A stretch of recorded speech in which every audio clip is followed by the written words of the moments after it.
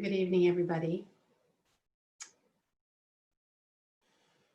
Welcome to our screen, to our practice together. And thank you so much for joining in this evening, even though the evening outside is incredibly beautiful. We're together inside on the screen.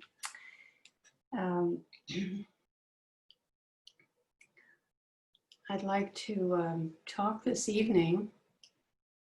Let's see.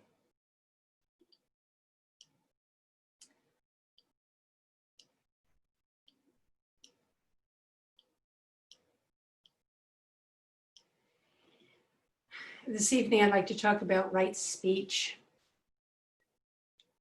Right speech, which is part of the Noble Eightfold Path. Right speech would seem to be very self-evident, but actually it's a continual challenge, potentially.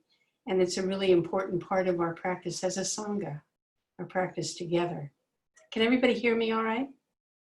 Yeah? Okay.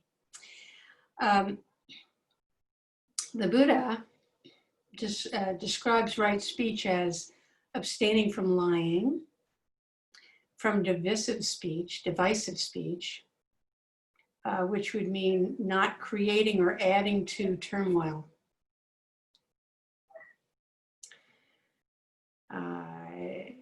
Abstaining from abusive speech, and also from idle chatter. So these are all different characteristics of speech that creates problems and eventually suffering if we get too caught up in this kind of speech. Divisive speech or adding to turmoil, this can be really challenging at a time like this when things are so difficult collectively. And even right as we speak, there's a demonstration going on downtown, and there's probably a fair amount of adding to the turmoil by the tone of the speaking going on. We'll see.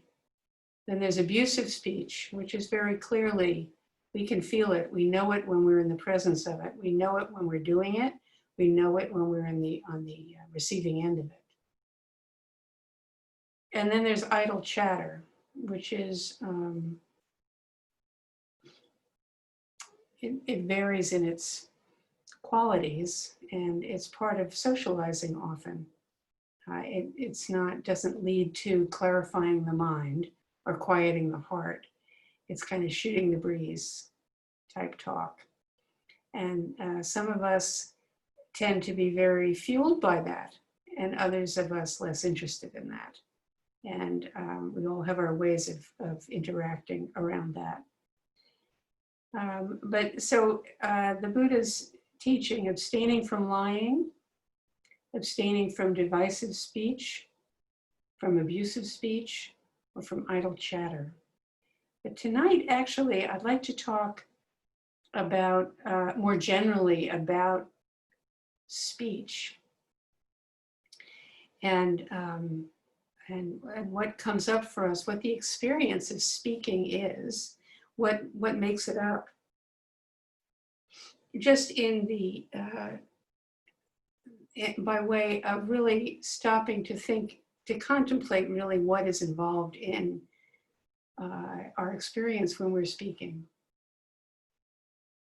So when we talk, there's sound, there's meaning, there's habit. We have habitual ways of expressing ourselves, and there's cause and effect.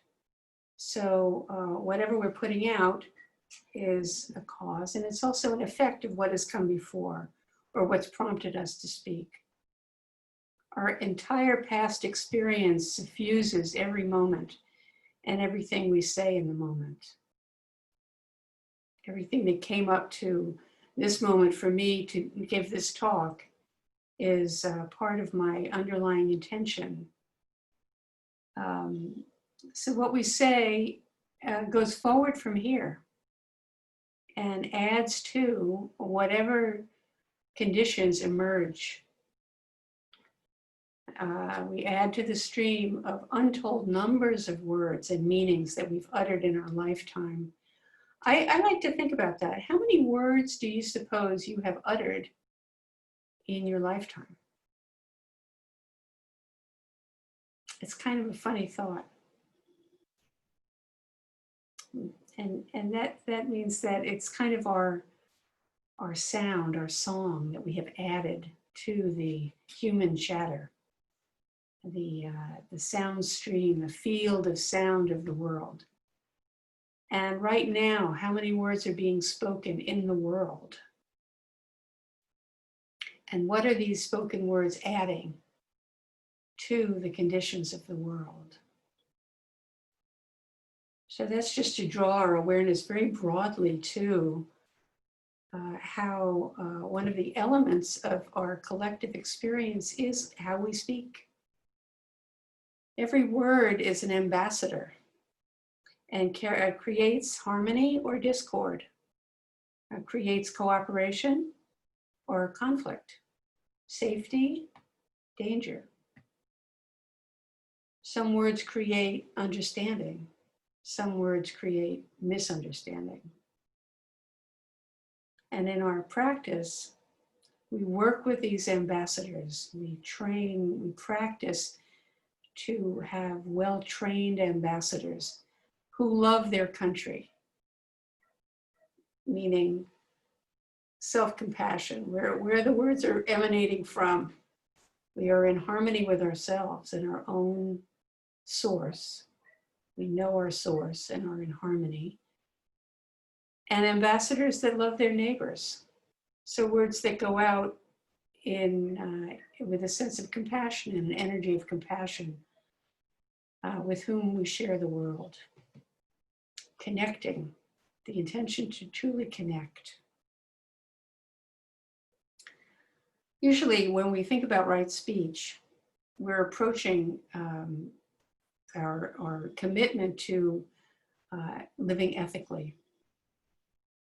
What I say and what it means to me and what it means to you is kind of the basis of ethical speech, of really keeping it in mind that it's the basic intention.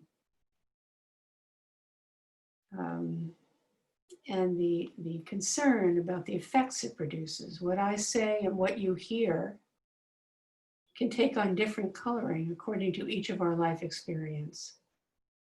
So this is important to be aware of when talking to someone is someone's words can soothe us, can encourage us, can shame us, can cause offense, etc. What I say and what you hear can be not lined up.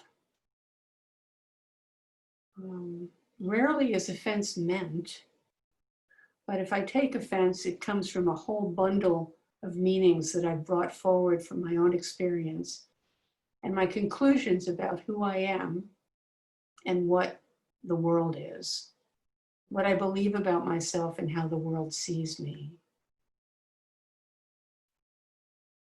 So usually offense is not meant, but sometimes it is meant.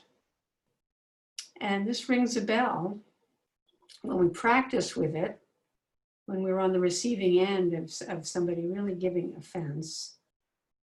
It's time to attend to what's behind that. Take a good look at our own way of showing up. Because we can't assume that we know what the other means. So how our words behave, our verbal behavior, is a concern when we've taken up a vow to free all beings. The Bodhisattva vow. We always say that we're attending to body, speech, and mind. We're paying attention. And our speech comes through our body and comes through our mind. So if someone takes offense when I've meant none, then first I need to, before anything, I need to examine my own shadow those parts of myself that I'm not really tuning into, because maybe they have been part of this, what I've said. And so that's part of taking responsibility for my own speech and its effects. But then the other part is, if someone takes offense, to just be aware that there is suffering there for that person and be kind and patient in relation to it. It's time to listen closely. So this is all the stuff that Sangha relations are made out of. And all of our relations go forward. We're all in this together, and we all work together over time. So it's really important to be tuning into the mechanisms that guide how we speak to each other, how we hear each other. And how much are we communicating? So when I say hi, I could say, hi, like, I love you, hello. Or I can say, hi, which is very much more reserved. Even a simple 2 letters can set a tone for an exchange.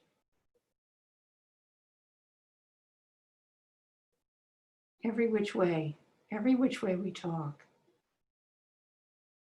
So there's talk, talk, talk, talk, talk, too much. Sometimes there's too much talk. Sometimes there's too little. We think we've said it, but maybe for the way somebody else listens, we haven't said enough. We can be careful in our speaking or careless. And when one of the problems with idle chatter is we can really wander into carelessness when we have an idleness about our energy, and we're kind of losing track of where we're going. Or talking to hear the sound of my own voice. That can be a problem. That can be a problem for me, but it's really a problem for the person listening. And sometimes talking to avoid my own inner turmoil, or talking to avoid intimacy, or to avoid feeling vulnerable. So that's something that we become aware of, that we are affected by as we talk and we hear other people talking. We may not even be aware of it. And the reason to bring this up is just to bring more awareness to everything that goes into our verbal exchanges and how they affect us, whether we intend it or not. There's so many states of mind and heart that produce what we say and how we say it. The practice of right speech asks us to investigate, what am I talking for right now anyway? Now some Zen masters, and I'm not claiming to be a Zen master, but don't say a word. And that's a profound transmission of meaning for one who is really deeply listening and available. The reason I'm speaking now, though, is to bring this point of practice forward as a Sangha essential, speaking and listening. We aspire to speak from our clear and open-hearted heart, mind, and to take responsibility for keeping our heart, our eyes, our ears wide open, kindly and clearly, and own our triggers and our shadow voices. So it's important to be aware, and we come to become more and more aware as we practice. There are many people who become aware of old trauma that they had been developed habits of turning away from and not really being aware of, that really get triggered in Sangha. Hurt from the original family that really gets triggered in a group like a Sangha. So we are each responsible for our own experience, for tending to our own experience. And part of that is for really developing the intention to practice self-compassion. Because if somebody says, you must take responsibility, sometimes that can come into the body in a very harsh way, and it's just more shaming, and it's not really useful. We don't want to do that to ourselves. We want to practice self-compassion,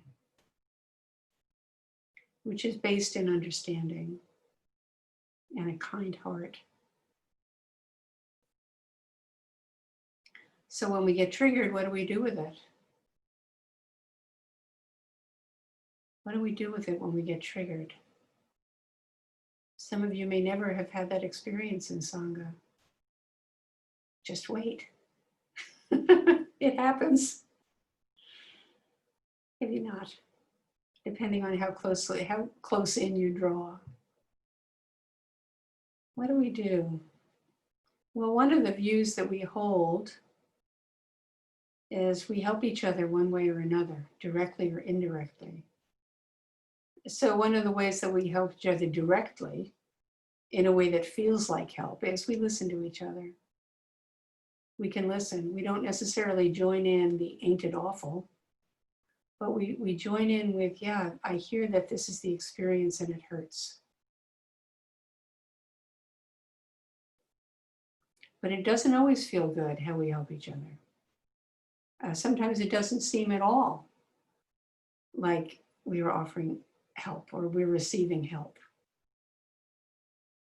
So we have to remember that line from the Vimalakirti Sutra, where everybody is, Vimalakirti is in his 10-foot square room, and thousands and thousands of awakened beings and arrive to attend to the teaching.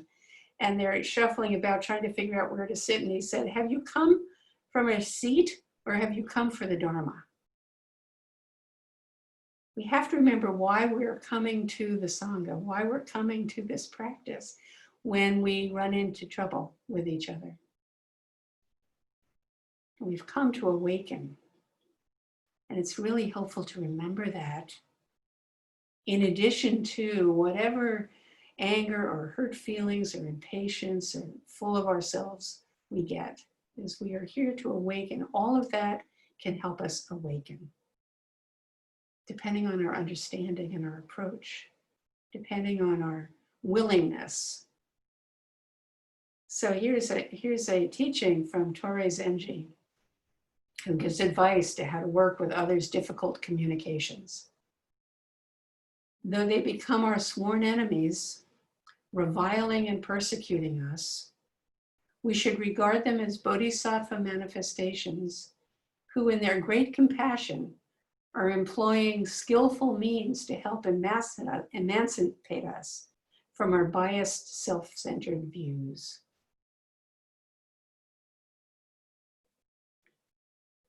I'll read it again. I just think this is terrific because it's such a huge aspiration when something has really offended us and given us a hard time with somebody, to recognize our sworn enemies who are reviling and persecuting us, whether they know it or not.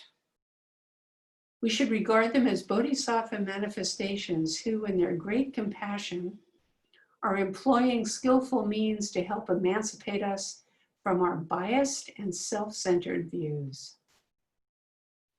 So when we take offense, when we're hurt, who takes offense? Who is hurt?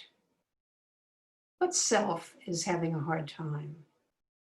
And that's the reason for looking at this, because it's the very self that we have come to learn the nature of. And when somebody causes offense, there is some place that we are fixedly holding on to as the self. We're holding ground. We're holding a ground that we actually want. It's really useful to become aware of, oh, This is a place that this is a way that I identify myself with. You can't say that, I'm very well intentioned. Well, okay. You can't say that, I'm really, whatever it is you really want to be seen as. And somebody's just blowing holes in that. And seeing, oh, okay. It's a time of turning. We can turn from shame to humility. Oh, I'm just a person and I want to be seen this way. And right at this moment, this person is not seeing me this way. Okay. I'm just a regular, ordinary human being. And just releasing the grip a little bit of how I have to be seen in order to be okay. So it kind of also attracts us to our own conditioned love, rather than unconditioned love. When somebody really wanders into our dearly beloved self description, like a bull in a china shop, it's time for self-compassion. It's time for love that's not dependent on being seen a certain way. So that recognizing our vulnerabilities, our hurt places, our trauma triggers that were laid down years ago, early in our lives very often, that we carry around and impose on the present moment whenever we go near similar territory. How much do we require the present moment to uphold a view of who we are? It's a hopeless task, actually. One of the things that we do is this is a practice of investigating states. What is the motivation for my practice? What motivates me? What is the motivation for what I say? So turning again to our speech, it's really important to also look at how well do I listen? How well do I observe? Listening and looking is an important portion of speaking. To continue to listen when we're talking. We observe the listener when we're talking. And what do you see when you're observing, when you're really talking to a person? What do you hear? What are you bringing into the moment from the past? All of this affects how we speak. And we look at who's speaking. What voice am I coming from? Is this the adult who's full of information? Is this the nurturing parent who just wants to encourage and support? Is this the critical parent who's really, really trying to set you straight and you're not okay with me? Is it the adapted child, the one who just wants to please? I'm good, I just want to please. Or is it the rebellious child? You can't tell me. I think we all have these states. Or maybe you find that you specialize in just a couple of those voices. Or there's the free child who, oh, whatever, I just want to have fun. Or am I coming from a one-up position or a one-down position? We really can look at all of the ways that we position ourselves in relation to who we're speaking to.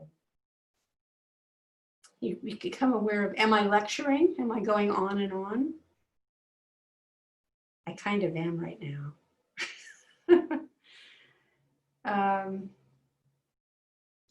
So sometimes our mental energies, when we're talking, we're so in the mind, in our mental energy space, that we don't let anybody in, and we're not really listening, and we're not really looking.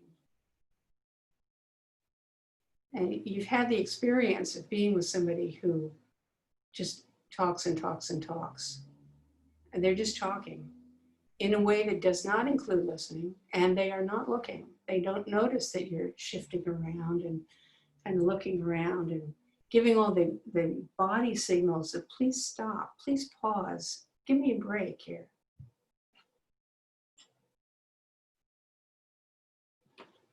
So when we're talking, we're not only talking, we're also listening. We take in other people's body language. We observe how interested they are or not, whether we're aware of it or not.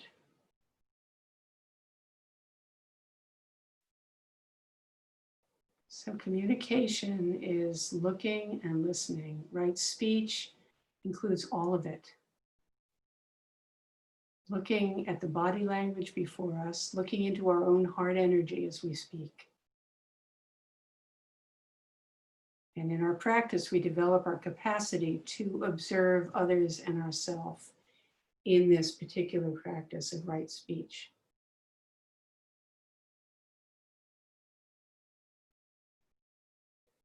So there may be something in all of this that rings a bell for you, that can be a point of practice for you in the time coming up. That is my sincere wish, my sincere offering, that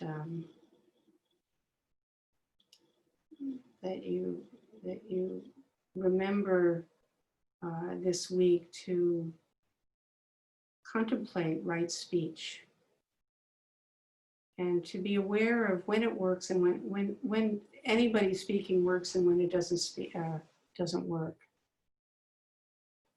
You may, like me, find it easy to do that when you're watching the news and you see various public figures speaking. You may think, yeah, now there's a good example of not right speech, because it breaks the code that the Buddha set out for us, that will guide us in maintaining the 10th precept, which is to do nothing that causes the community to break. And right speech is one of the things that strengthens the community, and that keeps us all working together with, if not harmoniously, with the common intention to get there. So I thank you all for listening.